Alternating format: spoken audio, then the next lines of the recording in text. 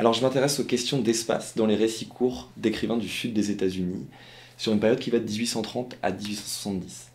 Mon objectif, c'est d'envisager le rapport étroit qui unit un genre littéraire, le conte ou la nouvelle, à l'expression d'un espace régional des États-Unis qu'on appelle généralement le Vieux Sud.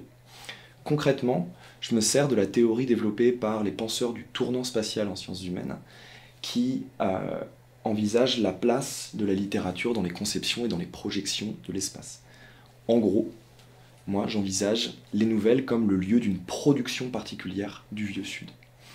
Alors il faut commencer par remarquer que le Vieux Sud a longtemps été représenté dans l'histoire comme dans la culture des États-Unis comme cet espace isolé, statique voire stagnant, comme une société qui s'imagine déjà aboutie et au sein de laquelle l'institution d'esclavage a vraiment un rôle décisif.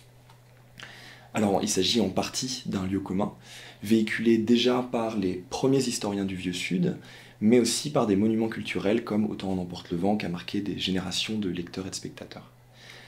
Dans la thèse, je prends justement le contre-pied de ce lieu commun, et je montre qu'en réalité, quand il est envisagé à travers la plume d'écrivains qui lui sont contemporains, le Vieux Sud révèle en fait des signes de mouvement, d'agitation, voire de turbulence. Dans cette optique, j'ai constitué un corpus assez large de nouvelles, essentiellement écrites par celui qu'on considère comme la figure tutélaire des lettres du Vieux Sud, à savoir William Gilmore Simms. Mais j'examine aussi une constellation d'auteurs qui lui sont adjacents, certains majeurs, d'autres mineurs, certains du nord, d'autres du sud. Donc Simms, dans mes analyses, croise aussi bien la route de Poe, de Twain et de Melville, que le chemin de nouvellistes moins connus comme Francis Harper ou Caroline Lee Hance, ou même de ceux qu'on appelle les humoristes du Sud-Ouest.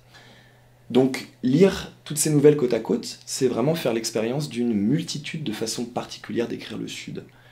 Le jeu à ce moment-là, c'est d'être attentif aux questions d'espace dans ces textes, en relevant par exemple les allers-retours, les traversées, les exports, les imports, les excursions, les incursions, même les transgressions, parce qu'il y a là tout un tas de mouvements qui me permettent de me positionner à rebours des représentations stéréotypiques et de reconfigurer les frontières réelles et imaginées de cette région incontournable de la littérature des États-Unis.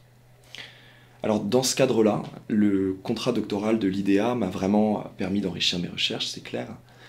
Déjà parce que habiter à Austin pendant 3 ans, ça a été faire l'expérience réelle du sud des États-Unis, ce qui était pour moi seulement un terrain imaginaire.